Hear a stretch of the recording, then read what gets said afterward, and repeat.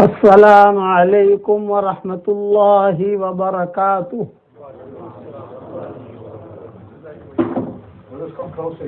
الحمد للہ نحمده ونستعینه ونستغفره ونؤمن به ونتوکل علیہ ونعوذ باللہ من شرور انفسنا ومن سیئات اعمالنا ونعوذ باللہ من شرور انفسنا ومن سیئات اعمالنا ونعوذ باللہ من شرور انفسنا ومن سیئات اعمالنا من يهده اللہ فلا مضل له ومن يضلله فلا هادي له ونشهد ان لا اله الا الله وحده لا شريك له ونشهد أن سيدنا ومولانا محمدا عبده ورسوله صلى الله عليه وعلى آله وأصحابه وبارك وسلم تسليما كثيرا كثيرا أما بعد فأعوذ بالله من الشيطان الرجيم بسم الله الرحمن الرحيم ومن أحسن قولا ممن دعا إلى الله وعمل صالحا وقال إنني من المسلمين ولا تستوي الحسنة ولا السيئة ادفع بالتي هي أحسن فإذا الذي بينك وبينه عداوة كأنه ولي حميم وما يلقاها إلا الذين صبروا وما يلقاها إلا ذو حظ عظيم وإما ينزغنك من الشيطان نزغ فاستعذ بالله إنه هو السميع العليم۔ قابل احترام بھائیو، دوستوں اور بزرگوں، اللہ تعالیٰ کے یہاں وہ ایمان قبول ہے جو ایمان بالغیب ہو۔ اسی لیے اللہ تعالیٰ نے الف لام میم میں شروع میں ہی بات شرط لگا دی، الذین یؤمنون بالغیب۔ ایمان بالغیب کا کیا مطلب؟ جیسے یہاں بات ہو رہی ہے، بیان ہو رہا ہے، فرشتے موجود ہیں، ہماری آنکھیں نہیں دیکھتی ان کو، لیکن نبی نے بتایا ہے۔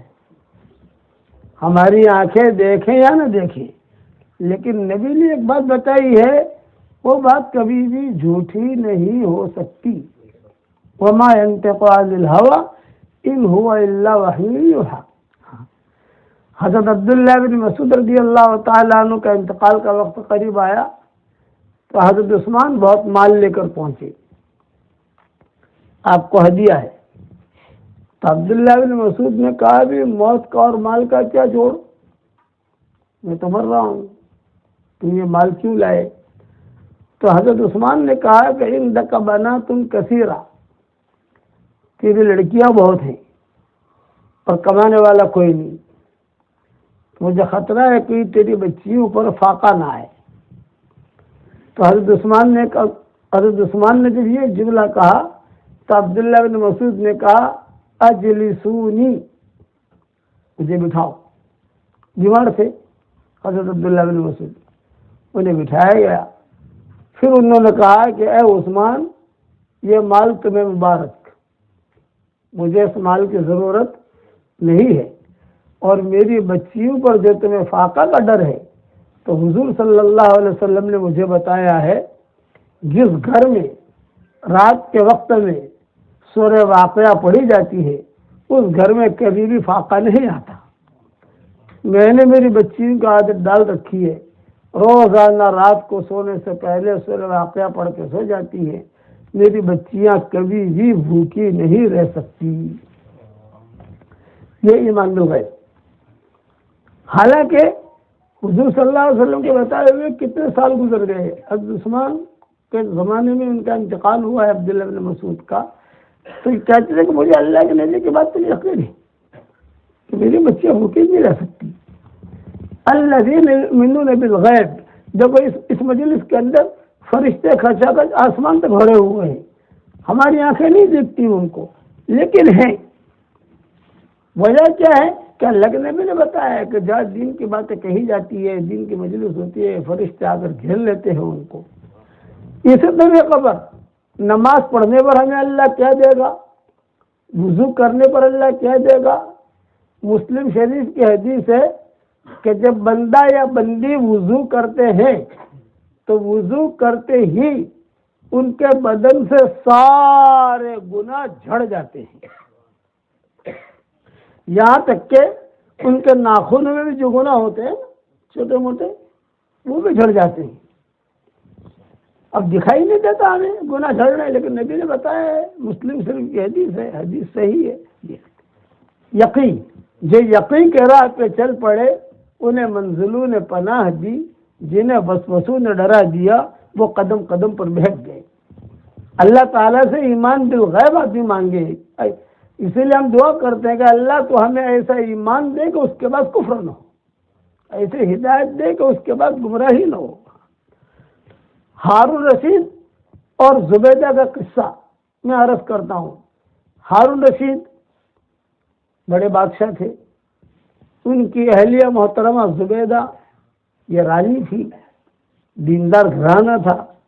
किताबों में लिखा है हारून रशीद और उनकी बीवी जुबैदा दोनों के दोनों टहलने के लिए निकले समंदर किनारे पर, दरिया किनारे पर। आगे आगे हारून रशीद है, पीछे जो है जुबैदा का काफिला है। जुबैदा औरतों के साथ है, हारून रशीद मर्दों के साथ है। रास्ते में जाते जाते हारून रशीद ने बहलूल को देखा। बहलूल मजनून था, बहलूल वो बैठा हुआ मकान बना रहा था मिट्टी के। हारून रशीद ने कहा, कम कीमत हादल बैत, इस घर की क्या कीमत है? तो उसने कहा दीनार। बहलूल ने कहा 1 दीनार। दीनार यानी सोने का सिक्का। तो हारून रशीद ने कहा दीनार, अरे मैं तुझे दीनार दूंगा तो मुझे क्या देगा? उन लोग मैं एक घर भी दूंगा, मिट्टी का मकान जो होता है, और जन्नत में भी घर दिलाऊंगा। अल्लाह जन्नत में भी देगा, सस्ते पर अल्लाह देता है ना। तो हारून रशीद ने क्या कहा, मजनून मजनून, मजजूब मजजूब, पागल है पागल है, ये कहकर आगे चल दिया। पीछे से जुबैदा आई। कभी कभी औरतें जो होती है शौहरों से आगे निकल जाती है दीनदारी में। पीछे से आई और पीछे से आकर कहा, कम कीमत हादल बैत, दीनार। मैं तुझे दीनार दूंगी तो मुझे क्या देगा? क्योंकि मैं घर भी दूंगा और जन्नत में भी घर मकान मिलेगा, बंगला मिलेगा। उसने 1 दीनार निकाला और दे दिया। दोनों आगे बढ़े। बेहतरीन शाही महल था, वहां जाकर सोए जुबैदा और हारून रशीद दोनों। रात को ख्वाब देखा हारून रशीद ने, और ख्वाब ये देखा कि भाई एक बहुत बड़ा महल है, उस पर लिखा हुआ है जुबैदा। यह तला का मतलब चमक रहा है, जैसे पुलिस वाले को बोटर चमकती है उनका लाइटिंग चमक रहा है। वो हारून रशीद ख्वाब में वो महल की तरफ गए, अंदर जाने का इरादा किया। फरिश्ते ने रोक लिया। महलन या हारून रशीद, महलन, ठहर जाओ। अरे मैं क्यों ठहरूं? ये तो मेरी बीवी का महल है। तुम्हारी बीवी का है लेकिन तुम्हारा नहीं है। ये आपकी बीवी का है, सही है, लेकिन आपका नहीं है। हारून रशीद ने कहा कि अजीब आदमी हो, अजीब लोग हो, बीवी के महल में क्या शौहर नहीं जा सकता? नहीं, इस महल में आप जाओगे लेकिन पहले जुबैदा जाएगी, उसके पीछे आप जाओगे। अब हारून रशीद को झटका लगा, अरे शौहर बीवी के पीछे ये तो नहीं होता कि बीवी शौहर के पीछे होती है। तो उन्होंने फरिश्ते ने कहा, दुनिया का कानून और है, यहाँ का कानून और है। दुनिया का कानून और है, यहाँ का कानून और है, इसलिए आपको जाने नहीं मिलेगा। बहुत कोशिश की लेकिन फरिश्तों ने जाने नहीं दिया। इसी बहस मुबासे में हारून रशीद की आँख खुल गई। ख्वाब समझ गया और ताबीर भी समझ गया। فوراً گیا ہارون رشید بھاگا بھاگا بہلول کے پاس. وہ بہلول بنا رہا تھا مٹی کا مکان. تو پوچھا یا امی کم قیمت هذا البيت، اس گھر کی کیا قیمت ہے؟ تو بہلول نے فرفع رأسه الى الملک، بادشاہ کی طرف سر اٹھایا اور کہا اس گھر کی قیمت ہے قیمت هذا البيت جمیع مالک جمیع اہلک جمیع قصرک، اس گھر کی قیمت ہے تیری جتنی پراپرٹیاں ہیں، تو جتنی پراپرٹیوں کا مالک ہے وہ سب مجھے دے دے تو میں مکان دوں گا، مجھے نہیں ملے گا تو صدقہ تیرا قبول کروں گا. ارے اب اس کا نہ دینار، یہ گزشتہ کل کے 1 دینار بھاؤ تھا اس کا، اور اب ایک رات میں اتنا بڑھ گیا. تو بہلول نے کہا کل بن دیکھے سودا تھا، میں نے بالغیب سمجھ گیا نا، کل بن دیکھے سودا تھا، آج دیکھ کر سودا ہے، تو دیکھ کے آیا اس کا بھاؤ بڑھ گیا. اس لیے اللہ کے یہاں جو قیمت ہے بن دیکھے معاملہ کرے. بھائی 10 مرتبہ سورہ اخلاص پڑھو جنت میں محل ملے گا، اور محل دکھائی نہیں دیتا، لیکن اللہ کے نبی نے کہا ہے آدمی یقین کر کے پڑھ لے. اسی لیے قرآن میں فرماتے ہیں حتی اذا جاء احدهم الموت قال رب ارجعون لعلی اعمل صالحا فيما تركت كلا انها كلمة هو قائلها ومن ورائهم برزخ الى يوم يبعثون. اللہ کہتے ہیں موت کا فرشتہ جب دکھائی دے گا تو آدمی کہے گا کہ اللہ پاک اب میں اچھا عمل کر کے آؤں گا، مجھے واپس نہیں، میں نماز بھی پڑھوں گا، قرآن بھی پڑھوں گا، صدقہ بھی دوں گا، خیرات بھی کروں گا، مسجد میں پہلے آ جاؤں گا، اللہ سب کام کروں گا. تو فرشتے کہے گا نہیں اب نہیں، تم نے دیکھ لیا جو بھاؤ تھا بن دیکھے سودے کا تھا. تو بہلول نے کہا کہ کل یہ بن دیکھے سودا تھا، آج تم نے دیکھ لیا، اب بھاؤ بڑھ گیا اس کا. اس لیے اللہ رسول کی باتوں پر یقین کر کے آدمی کھڑا ہو جائے، اور اللہ رسول کی باتوں پر یقین کر کے وہ اللہ نے کہا ہے رسول نے کہا ہے بات ختم ہو گئی. میرے عقل میں آوے یا نہ آوے، میرے دل میں اترے یا نہ اترے، ہر چیز ہر منزل میں اللہ کی محتاج ہے. اللہ کسی منزل میں بھی کسی چیز کا محتاج اور پابند نہیں ہے. رسول اللہ صلی اللہ علیہ وسلم نے فرمایا، ابو ہریرہ رضی اللہ تعالیٰ عنہ کی حدیث ہے، حضرت ابو ہریرہ رضی اللہ تعالیٰ عنہ فرماتے تھے میں حضور صلی اللہ علیہ وسلم کے پاس گیا تو حضور صلی اللہ علیہ وسلم ایک صحابی کا قرآن سن رہے تھے، اور وہ قرآن میں کیا پڑھ رہے تھے؟ صحابی سورہ اخلاص پڑھ رہے تھے. حضور صلی اللہ علیہ وسلم نے جب سنا تو حضور صلی اللہ علیہ وسلم ابو ہریرہ کی طرف متوجہ ہوئے. ابو ہریرہ واجب ہو گئی، واجب ہو گئی، وجبت. ابو ہریرہ فرماتے ہیں میں نے پوچھا حضرت کیا واجب ہو گئی، کیا واجب ہو گئی؟ تو حضور صلی اللہ علیہ وسلم نے فرمایا جنت واجب ہو گئی. یعنی سورہ اخلاص پڑھ رہا ہے، اس پر جنت واجب ہو گئی. ابو ہریرہ کہتے ہیں میرے دل میں یہ بات آئی کہ میں جاؤں اور جا کر اس صحابی کو ڈھونڈوں اور صحابی کو خوشخبری دوں. میں نکلا ڈھونڈنے کے لیے، لیکن وہ صحابی کی جا چکے تھے. میں نے کہا یار آگے نہیں جاتا دیکھنے کے لیے، اس لیے کہ دوپہر کا کھانا میرا حضور کے ساتھ ہے، اگر ان کو ڈھونڈنے جاؤں گا تو میرا کھانا رہ جائے گا حضور کے ساتھ، یہ چانس مجھے کہاں ملے گا. چنانچہ میں حضور صلی اللہ علیہ وسلم کے ساتھ کھانے کے لیے آ گیا، کھانے پر بیٹھ گیا. اس کے بعد وہ صحابی کو ڈھونڈا، وہ صحابی مجھے نہیں ملے، لیکن حضور سے میں نے یہ حدیث سنی ہے وجبت. اب یقین ہے کہ آج ایک مرتبہ سورہ اخلاص پڑھنے پر جنت واجب ہو جاتی ہے، آپ 100 مرتبہ پڑھو گے تو کتنی جنتیں ملیں گی انشاءاللہ. یہ یقین الذین یؤمنون بالغیب، یہ جملہ یاد رکھنا، اور یہ شعر بھی یاد رکھنا، جو یقین کے راہ پہ چل پڑے انہیں منزلوں نے پناہ دی، جنہیں وسوسوں نے ڈرا دیا وہ قدم قدم پر بہک گئے. جتنی حدیثیں ہم سنیں تعلیم میں، یا قرآن شریف کی آیتیں ہم پڑھیں، یا اس کا ترجمہ دیکھیں، یا کوئی قصہ سنیں حضور صلی اللہ علیہ وسلم کا، تو ہمیں یقین ہونا چاہیے کہ یہ ہو کر رہے گا. حضرت علی رضی اللہ تعالیٰ عنہ ہجرت کے وقت میں حضور صلی اللہ علیہ وسلم نے ان کو اپنے مکان میں لٹایا تھا اور کہا تھا علی میں جا رہا ہوں مدینہ، اور یہ قریش کی امانتیں ہیں، یہ بھی فلاں کی ہے، فلاں کی ہے، فلاں کی ہے، فلاں کی ہے، فلاں کی، تو دے دینا اور دے کر میرے پاس مدینہ منورہ آ کر میری ملاقات کرنا، یہ آپ نے فرمایا۔ رات بڑی خطرناک، جو بھی نکلے گا مارا جائے گا، وہ حضور صلی اللہ علیہ وسلم کے انتظار میں تھے۔ چنانچہ حضرت علی کہتے ہیں صبح ہوئی، مشرکین مکہ ڈھونڈ تو رہے تھے حضور صلی اللہ علیہ وسلم کو، آپ تو نکل گئے۔ حضرت علی کہتے ہیں کہ مجھے دیکھ ارے بھی محمد کہاں ہے، مجھے کوئی پتہ نہیں کہاں، مجھے پتہ نہیں کہاں گئے وہ، تمہاری یہ امانت ہے، یہ امانت لے لو بھائی، ابو جہل یہ تیری، فلاں یہ تیری، فلاں یہ تیری، یہ تیری، یہ تیری، دے دیا۔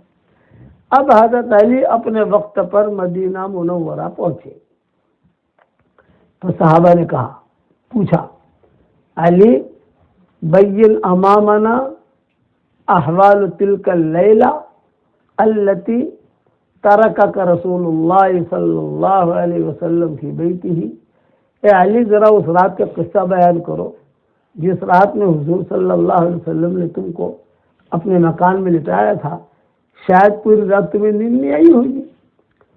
حضرت علی نے جواب دیا، مؤمنانہ جواب، ایمان والا جواب، یہ جواب دیا، الحمدللہ اللہ کی قسم اس رات میں جتنا میں سکون اور چین سے سویا ہوں اب تک نہیں سو سکا۔ صحابہ نے پوچھا بھی سکون چین کی نیند کیسے آئی، وہ تو ڈینجر رات تھی، جو نکلے گا وہ ماریں گے وہ لوگ۔ تو حضرت علی نے کہا حضور صلی اللہ علیہ وسلم نے چلتے چلتے مجھے کہا تھا، اے علی یہ قریش کی امانتیں ہیں، قریش کو پہنچا دینا اور مدینہ منورہ آ کر میری ملاقات کرنا۔ یہ جملہ حضور کی زبان سے نکلا تھا، مدینہ منورہ آ کر میری ملاقات کرنا، تو مجھے یقین تھا کہ پہلے میں مدینہ جاؤں گا پھر میری موت آئے گی، آج کی رات میں ملک الموت بھی میری روح قبض نہیں کر سکتا۔ مدینہ منورہ جاؤں گا، میں وہاں پہنچوں گا، اس کے بعد میری موت آئے گی، کہ حضور وما ينطق عن الهوى ان هو الا وحی یوحی، کہ یہ تو اللہ کی طرف سے کہتا ہے، اللہ کا نبی جو ہے وہ۔ اچھا یہ قصہ ہو گیا، پھر حضور صلی اللہ علیہ وسلم کا وصال ہو گیا، حالات آئے ہجری، سب قصے بہت لمبے چوڑے قصے۔ حضرت علی جو ہے رابعہ میں بیمار ہو گئے۔ رابعہ مکہ مکرمہ مدینہ منورہ کے بیچ میں ایک جگہ ہے، رابعہ، وہاں بورڈ بھی آتے ہیں، رابعہ رابعہ رابعہ رابعہ جو ہے، ایسے بیمار ہوئے کہ اب مرے تب مرے، اب مرے تب مرے۔ حکیموں نے کہا کہ بس اب بچنے کی امید نہیں ہے، انہیں یا تو مکہ لے جاؤ، مکہ سے قریب ہے رابعہ، مدینہ سے دور ہے، تو کہیں انہیں مکہ لے جاؤ یا مدینہ لے جاؤ، یہ مر جائیں گے، مکہ لے جاؤ گے تو وہاں ساتھی دفن کرنے والے، یہاں سفر میں کون ہے، حرم میں نماز ہوگی ان کی، مولا میں دفن ہو جائیں گے یا بقی میں دفن ہو جائیں گے، لیکن اب جلدی سے ان کو اٹھاؤ یہاں سے۔ حضرت علی نے سن لیا، تو سننے کے بعد حضرت علی رضی اللہ تعالیٰ نے فرمایا کیا مشورے کر رہے میرے بارے میں تم؟ ان کا حضرت حکیموں نے کہا ہے کہ آپ کچھ گھنٹوں کے مہمان ہیں، ہم آپ کو مکہ لے جائیں یا مدینہ لے جائیں، آپ فیصلہ فرمائیں۔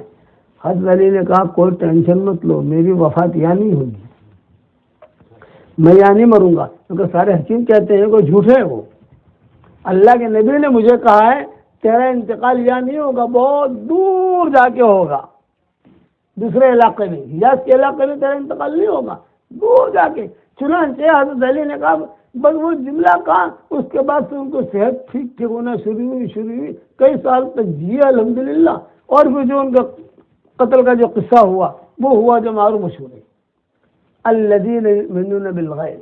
اس لیے روزانہ ہم اللہ تعالیٰ سے ایمان بالغیب مانگیں اور اللہ تعالیٰ سے کہیں کہ اے اللہ پاک تو مجھے جو ہے نا ایمان دے، ایسا ایمان دے۔ اسی لیے قرآن میں اللہ تعالیٰ نے فوراً پہلے ایک آیت کے بعد کہہ دیا لا ریب فیہ، آگے کہو گے ھدی للمتقین الذین یؤمنون بالغیب ویقیمون الصلاۃ ومما رزقناہم ینفقون۔ تین باتیں بتائی ٹاپ، ایمان بالغیب، دوسرا نماز کا اقامت کرتے ہیں، اہتمام سے نماز پڑھتے ہیں، اور تیسرا ہم نے جو ان کو دیا ہے وہ خرچ کرتے ہیں۔ آپ یہ کرو گے انشاءاللہ؟ اب آپ لوگوں کو میں ہدیہ دیتا ہوں، قبول کرو گے بھائی؟ ارے بتاؤ تو صحیح آپ۔ 10 مرتبہ سورہ اخلاص پڑھو، جنت کے اندر ایک پیلس تیار ہو جاتا ہے۔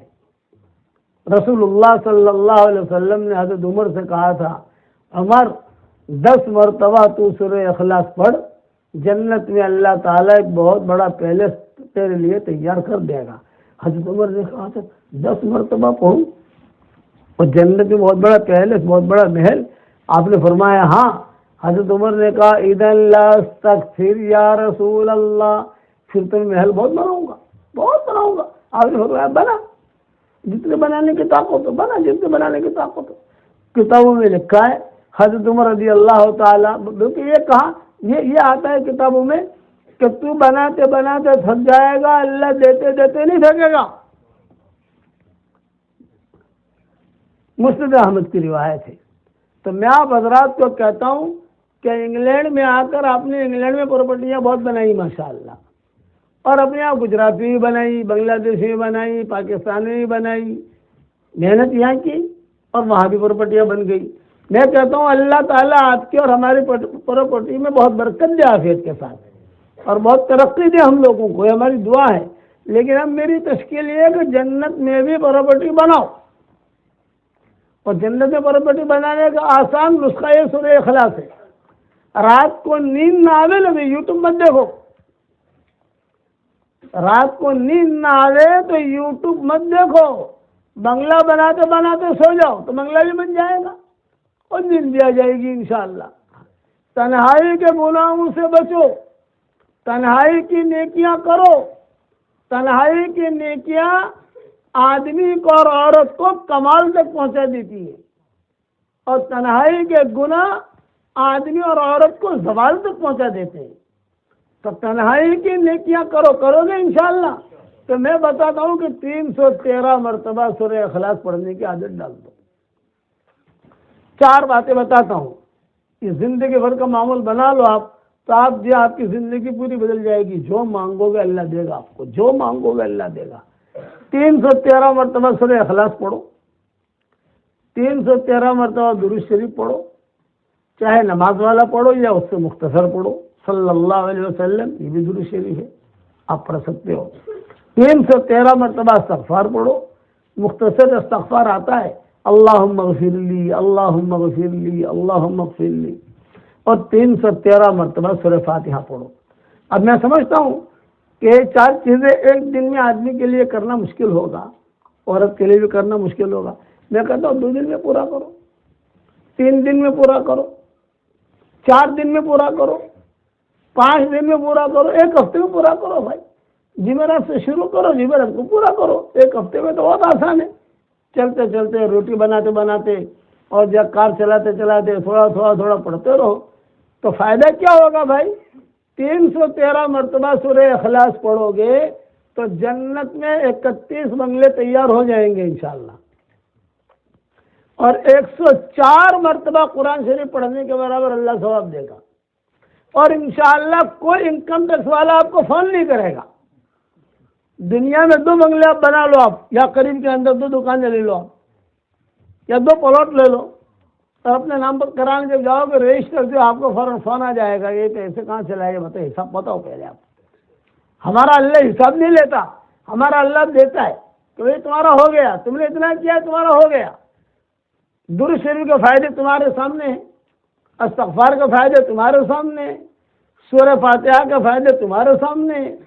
اگر ہم نے یہ کرنا شروع کیا، 1 ہفتے کے اندر انشاءاللہ تم اللہ تعالیٰ سے جو مانگو گے اللہ دے گا۔ یہ زندگی بھر کا بڑا معمول بنا لو، بناؤ گے انشاءاللہ۔ اور اگر جو ہے بات ایسے بھی ہوتے ہیں جو 3 دن میں پورا کر لیں گے، کوئی حرج نہیں، 4 دن میں پورا کر لیں گے، کوئی حرج کی بات نہیں بھائی، لیکن کرو گے انشاءاللہ بھائی۔ اب ایک اس پر میں مختصر سا قصہ سناتا ہوں سورہ اخلاص کے اوپر، مختصر سا۔ ابو ذر غفاری رضی اللہ تعالیٰ نے بیٹھے ہوئے تھے حضور صلی اللہ علیہ وسلم کے پاس، حضرت جبریل آئے، اور حضرت جبریل نے آ کر کہا اہذا ابا ذر یا رسول اللہ، کیا یہ ابو ذر ہے؟ اے اللہ کے نبی، تو آپ نے فرمایا نعم یہ ابو ذر ہے۔ پھر حضور نے پوچھا جبریل سے، پھر تمہیں کیسے پتا چلا یہ ابو ذر کو تم کیسے پہچانتے ہو؟ میں وہی تم میرے پاس لے کے آتے ہو، ان کو کیسے پہچانتے؟ تو حضرت جبریل نے کہا اجی حضرت، آسمانوں میں اس کی دھوم مچی ہوئی ہے، مدینہ والے ان کو اتنا نہیں پہچانتے جتنا آسمان والے پہچانتے ہیں۔ تو آپ نے فرمایا کیوں؟ بولے اس کے اندر دو اچھی عادتیں ہیں۔ ایک اچھی عادت ہے کہ ان کے اخلاق اچھے ہیں، اور دوسری اچھی عادت یہ ہے کہ سورہ اخلاص بہت پڑھتا ہے، اٹھتے بیٹھتے سورہ اخلاص پڑھتا ہی رہتا ہے، اس وجہ سے انہیں عزت ملی ہے۔ ایک صحابی تھے، وہ ہر رکعت میں سورہ اخلاص پڑھتے تھے، ہر رکعت میں سورہ اخلاص۔ تو صحابہ نے حضور صلی اللہ علیہ وسلم نے کہا کہ ہر رکعت میں سورہ اخلاص پڑھتے ہیں۔ آپ نے فرمایا ان سے پوچھو تو صحیح، ہر رکعت میں سورہ اخلاص کیوں پڑھتے ہیں یہ؟ تو صحابہ نے پوچھا میں ہر رکعت میں سورہ اخلاص کیوں پڑھتے ہو؟ تو مجھے یہ سورت بہت پسند ہے، اس میں ہمارے اللہ کی بڑائی ہے، ہمارے اللہ کی تعریف ہے، ہمارے اللہ کی عظمت ہے۔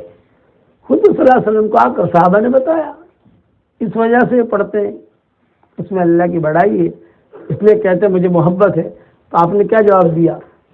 وہ صحابی سے کہو اگر تم کو یہ سورت پسند ہے تو تم بھی اللہ کو پسند ہو، تم کو جو ہے اگر اس سورت سے محبت ہے تو تم سے بھی اللہ کو محبت ہے۔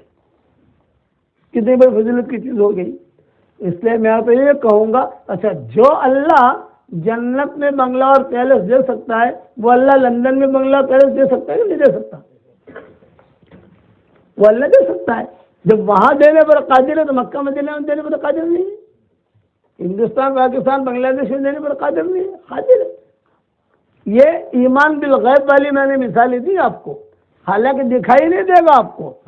آپ نے فرمایا رسول اللہ صلی اللہ علیہ وسلم نے ایک مرتبہ کوئی پڑھے سبحان اللہ العظیم و بحمدہ، پڑھو میرے ساتھ، سبحان اللہ العظیم و بحمدہ۔ حضور صلی اللہ علیہ وسلم فرماتے ہیں کہ ایک مرتبہ کا اگر کوئی پڑھ لے، پڑھتے ہی جنت میں کھجور کا درخت لگ جاتا ہے فوراً۔ اور لکڑی کا نہیں، جنت میں لکڑی کی چھٹی ہے، لکڑی نہیں، سونے کا تنا، سونے کا تنا۔ ایک مرتبہ پڑھے تو دو مرتبہ پڑھے سبحان اللہ العظیم میں بحمدہ، دو درخت لگ گئے۔ اب وہ درخت دکھائی نہیں دیتے لیکن ملیں گے ضرور، جو رسول اللہ صلی اللہ علیہ وسلم نے فرمایا۔ اب ایک دعا پڑھو میرے ساتھ، ربنا اغفر لی ولوالدی وللمؤمنین یوم یقوم الحساب۔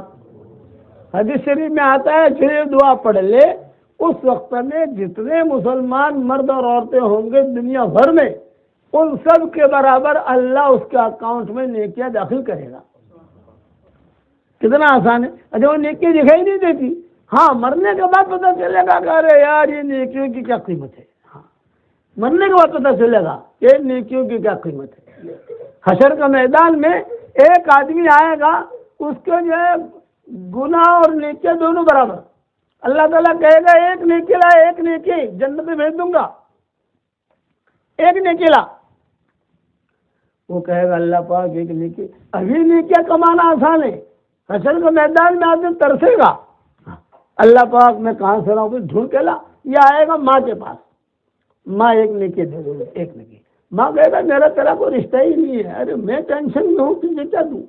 باپ کے پاس جائے گا، ابو ایک نیکی، ایک نیکی، ارے بھائی میرا تیرا کوئی رشتہ ہی نہیں ہے، نیکی مت مانگ۔ تو کتابوں میں لکھا ہے وہ روتا ہوا جائے گا، ارے بھائی مجھے کوئی ایک نیکی دے دے، کوئی ایک نیکی دے دے، کوئی ایک نیکی دے دے۔ ایک آدمی سپنے سے آئے گا، کہے گا کیوں روتا ہے، کیوں ٹینشن میں؟ کیونکہ بھائی مجھے ایک نیکی کی ضرورت ہے، کوئی ایک نیکی دے، جنت سامنے ہے، فوراً جو ہے میں جنت میں چلا جاؤں گا۔ تو آدمی کیا کہے گا، ارے تجھے ایک نیکی کی ضرورت ہے اور میرے پاس ایک ہی نیکی ہے، باقی سب گناہ ہی گناہ ہے۔ میں اللہ کے سامنے کہتا ہوں اب دونوں کو دونوں ہاتھ پکڑ کے آئیں گے اللہ کے پاس، اللہ کہیں گے نیکی لایا؟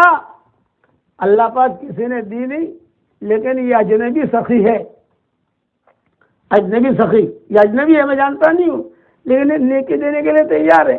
اللہ پوچھیں گے نیکی دینے کے لیے تیار ہو تم؟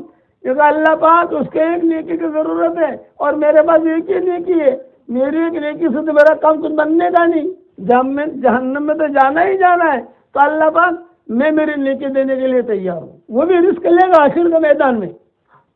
اللہ تعالیٰ کہیں گے اچھا، پھر اللہ جواب میں کہیں گے بھائی میں سخی کا سخی ہوں اور تو مجھ پر سخاوت دکھلاتا ہے، چلو دونوں ہاتھ پکڑو دوسرے کا اور دونوں جنت میں چلے جاؤ۔ تو وہاں نیکیوں کی قدر ہوگی، کہاں حشر کے میدان میں؟ ابھی کمانا کتنا آسان ہے، آپ سمجھے نا؟ 100 مرتبہ سبحان اللہ و بحمدہ پڑھ لو، سمندر کے جھاگ کے برابر بھی گناہ ہوں گے تو اللہ معاف کر دے گا۔ مسلم شریف کی حدیث ہے، ترمذی کی حدیث ہے، اور 1,24,000 نیکیاں ملیں گی۔ کتنا آسان ہے۔ اس لیے میرے بھائیوں نیکیاں بناؤ، نیکیوں کو ضائع مت کرو، نیکیوں کی حفاظت کرو گے بھائی انشاءاللہ۔ اچھا اب ایک ہدیہ اور دیتا ہوں آپ کو، سورہ اخلاص پڑھو گے انشاءاللہ؟ 313 مرتبہ سورہ اخلاص، 313 مرتبہ درود شریف، 313 مرتبہ استغفار، 313 مرتبہ سورہ فاتحہ۔ یہ تو ایک ہدیہ ہو گیا۔ دوسرا ہدیہ، آج کل لوگ کاروباری معاملات میں بہت پریشان ہیں، کسی کا دھندا چلتا نہیں ہے، کسی کا پریشانی ہے، کوئی بیچارہ کاروبار ڈھونڈ رہا ہے۔ ایک آسان نسخہ بتاتا ہوں، اپنے گھر پر جب جاؤ یا اپنے آفس میں جاؤ یا اپنے دفتر میں جاؤ، کچھ کام کر لو مختصر۔ نمبر 1، زور سے سلام کرو، السلام علیکم ورحمۃ اللہ وبرکاتہ۔ دیوار بھی سنے، گھر بھی سنے، آپ کا مال ہے مال بھی سنے، جو بھی ہو وہ سنے۔ دوسرا کام کرو سورہ فاتحہ پڑھ لو۔ تیسرا کام کرو سورہ اخلاص پڑھ لو۔ بس یہ 3 کام آپ کو کرنے ہیں، بہت آسان ہے، میں بتا رہا ہوں۔ 4 کام کرنے ہیں۔ کتنے کام کرنے ہیں بھائی؟ 4۔ سلام، سورہ فاتحہ، سورہ اخلاص اور درود شریف، یہ 4 کام کرو بس۔ سمجھ گئے نا بھائی؟ سلام، سورہ فاتحہ، سورہ اخلاص اور درود شریف۔ انشاءاللہ اتنا کرنا شروع کرو گے تو اللہ اتنی برکت دے گا کہ اتنی برکت دے گا کہ آپ کہو گے یار پاؤنڈ بہت جمع ہو گئے، کہاں رکھوں میں؟ اللہ اتنی برکت دے گا، کرو گے انشاءاللہ بھائی؟ اچھا چلو یہ ہوگا۔ دوسرا، گھر میں میاں بیوی میں آپس میں ٹینشن رہتا ہے، ٹن کبھی جو ہے بھائی میں ٹینشن رہتا ہے، تو اس کا بھی آسان نسخہ بتا دیتا ہوں۔ جب بھی آپ کی جو فرشی حور ہے نا، ایک تو عرشی حور ہے ہماری، وہ تو وہاں ان کو تو کھانا وانا پکانا نہیں ہے، یہ ہماری فرشی حوروں کو ہی کھانا پکانا ہے، عام طور سے وہی پکاتی ہے۔ تو یہ جو ہماری فرشی حوریں ہیں ان سے صرف اتنا کہہ دو کہ جب کھانا پکائیں تو 1 مرتبہ درود شریف پڑھ لیں، 1 مرتبہ سورہ فاتحہ پڑھ لیں، 1 مرتبہ درود شریف پڑھ لیں اور 1 مرتبہ دم کر دیں۔ بس کھانے کے اوپر چائے بناتے 1 منٹ کا کام ہے، چائے بھی بن رہی وہی 1 مرتبہ درود شریف، 1 مرتبہ سورہ فاتحہ، 1 مرتبہ درود شریف اور 1 مرتبہ دم کر دو۔ اب یہ کھانا ہم سب مل کے کھائیں گے، گھر والے یا رشتہ دار آئیں گے وہ کھائیں گے، مہمان آئیں گے وہ کھائیں گے، میاں بیوی کھائیں گے، بچے کھائیں گے۔ جس کے پیٹ میں یہ دم کیا ہوا کھانا جائے گا انشاءاللہ کوئی بیماری بھی نہیں لگے گی انشاءاللہ، اور آپس میں محبتیں بھی ہوں گی انشاءاللہ۔ اگر بعض مرتبہ بیوی جو ہے کبھی کبھی ٹیڑھی ٹیڑھی بھی ہوتی ہے تو کیا ہوتا ہے، ارے ان سے بڑو مارے جادو جادو کرو کرو، تو ٹینشن نہیں لینے کا، آپ کو لڑائی نہیں کرنے کی، بیوی سے لڑائی نہیں کرنے کی۔ آپ جو پانی پیتے ہو نا، پانی پر آپ دم کر دو، وہی پانی جو ہے چائے میں استعمال ہوگا، وہی پانی جو ہے شربت میں استعمال ہوگا۔ لڑائی نہیں کرنے کی، لڑائی کرنے سے برکتیں ختم ہو جاتی ہیں اور نبھانے سے برکتیں باقی رہتی ہیں۔ اسی لیے میں ایک ہی مثال دیتا ہوں، میں ایک ہی بات کرتا ہوں، نگلنا سیکھو، اگلنا مت سیکھو کہ میٹر آنے نگل جاؤ نگل جاؤ نگل جاؤ نگل جاؤ نگل جاؤ، نگلنا سیکھو، اگلنا مت سیکھو، کرو گے انشاءاللہ بھائی۔ اچھا یہ باتیں میں نے بتائی، لیکن سدا بہار ہمارا جو کام ہے وہ دعوت و تبلیغ کا کام ہے، اللہ کے راستے کی نقل و حرکت۔ 3 چلے کے لیے نکلو، 1 چلے کے لیے نکلو، 20 دن کے لیے نکلو، 10 دن کے لیے نکلو، اللہ کے راستے میں نکلو گے تو ظاہر بات ہے کہ وہاں سیکھو گے، اس قسم کی باتیں سنو گے۔ اللہ کے راستے میں نکلو گے تو سیکھو گے نا، اللہ کے راستے میں نکلو گے نہیں تو کیا سیکھو گے؟ اور میرے والد صاحب رحمۃ اللہ علیہ فرماتے تھے، اللہ ان کی قبر کو روشن کرے، یہ کہتے تھے کہ اللہ کے راستے میں نکل کر سب سے پہلا اور بڑا فائدہ یہ ہے کہ 40 دن آدمی کی ساری نمازیں جماعت کے ساتھ ہو جاتی ہیں اور 43 صف میں ہو جاتی ہے۔ تو نکلو گے اللہ کے راستے میں بھائی، انشاءاللہ کہو انشاءاللہ۔ یہ جتنے بھی وظیفے میں نے بتائے ان سب کا نام ہے جاندار، شاندار، مالدار، دیندار، ایماندار۔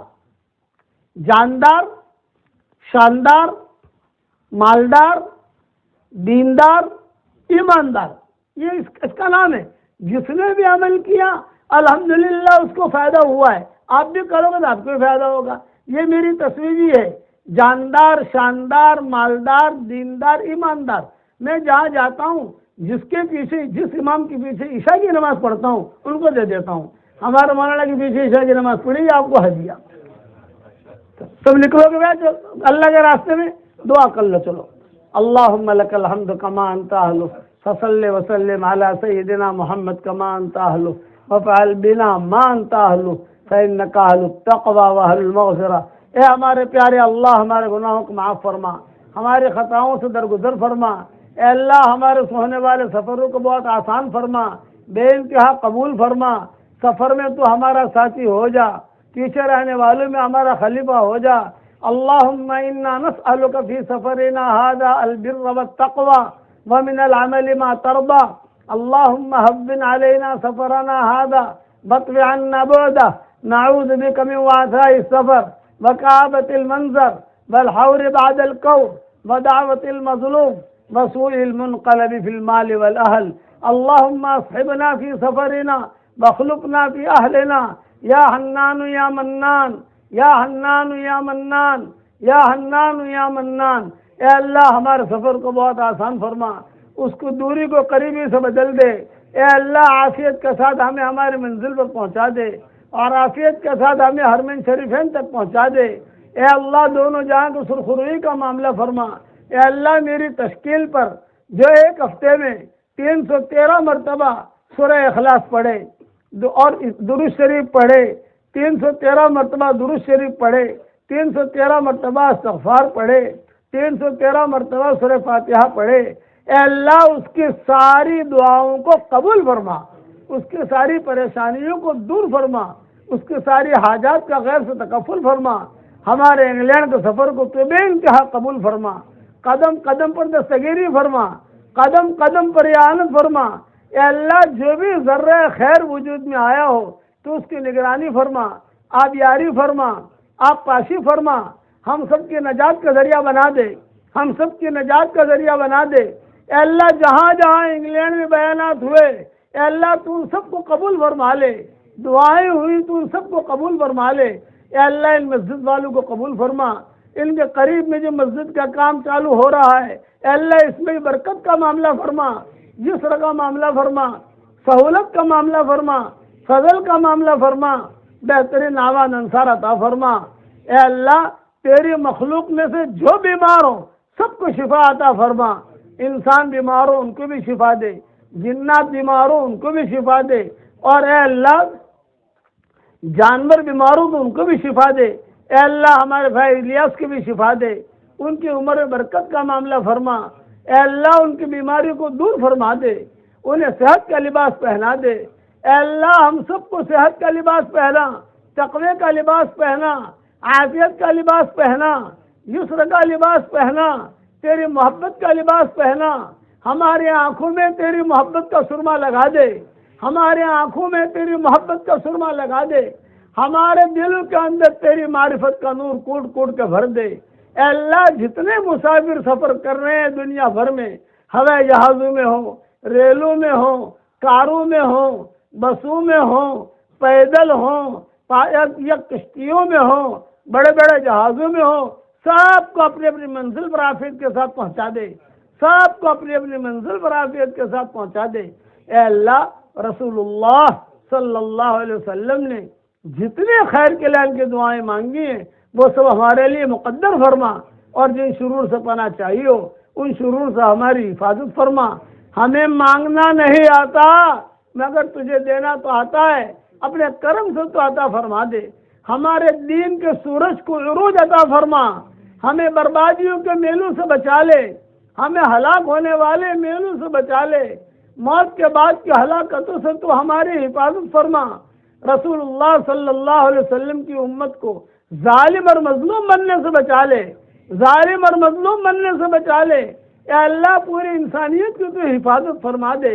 اے اللہ، انگلینڈ کی زمینیں تیرے نام کو ترس رہی ہیں، اے اللہ یہاں سے تو دین کی ہوائیں چلا دے، دین کے بڑے بڑے علم بردار کھڑے فرما دے۔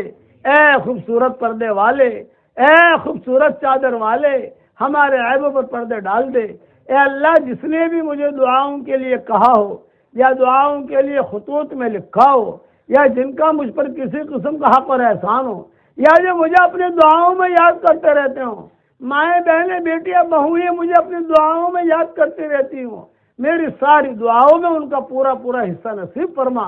ہمارے قرآن کے ترجمہ کرنے کو قبول فرما۔ اے اللہ، ہمارے اقدام اور اقلام کو قبول فرما۔ میرے اس دعا پر دنیا بھر میں جہاں کہیں آمین کہی جائے، اور اس وقت میں جہاں جہاں آمین کہی جا رہی ہے، اے اللہ ان سب کے جائز مرادوں کو اور ہم سب کے جائز مرادوں کو پوری فرما کر اس میں خیر کی شکلیں اور صورتیں پیدا فرما۔ اے اللہ، جتنے مسلمان ہیں ان کی اولاد کو تو بے انتہا قبول فرما، ان کی لڑکیوں کو قبول فرما، ان کے لڑکوں کو قبول فرما۔ اے اللہ، جن کے لڑکے اور لڑکیاں شادی کے لائق ہوں، غیر شادی شدہ ہوں، بہترین جوڑوں کا ان کے لیے انتظام فرما۔ جو بھی اولاد ہو، نیک صالح اولاد انہیں نصیب فرما۔ جن کے اولاد ہے مگر نافرمان ہیں، ان کے نافرمان اولاد کو فرما بردار بنا دے، ان کے نافرمان اولاد کو فرما بردار بنا دے۔ اے اللہ، ہمیں تقوی نصیب فرما، ہمیں ایسا ایمان دے کہ اس کے بعد کفر نہ ہو، ہمیں ایسی ہدایت دے کہ اس کے بعد گمراہی نہ ہو، ہمیں ایسی عزت دے کہ اس کے بعد ذلت نہ ہو، ہمیں ایسی ترقی دے کہ اس کے بعد تنزلی نہ ہو، ہمیں اتنا تیرا قرب دے کہ تجھ سے دوری نہ ہو۔ اے اللہ، اس امت کے لیے ہر پل نئی خوشیاں مقدر فرما، ہر پل نئی خوشبوئیں مقدر فرما، ہر پل نئی عزتیں مقدر فرما، ہر پل نئی برکتیں مقدر فرما، ہر پل نئی راحتیں مقدر فرما، ہر پل نئی سعادتیں مقدر فرما، ہر پل نئی محبتیں مقدر فرما، اور امت کی شام کو تو صبح سے بدل دے، امت کی شام کو صبح سے بدل دے، امت کی شام کو صبح سے بدل دے، اور اپنے فضل و کرم سے ہماری دعاؤں کو قبول فرما۔ سبحان ربنا رب العزت عما یصفون وسلام علی المرسلین والحمد للہ رب العالمین۔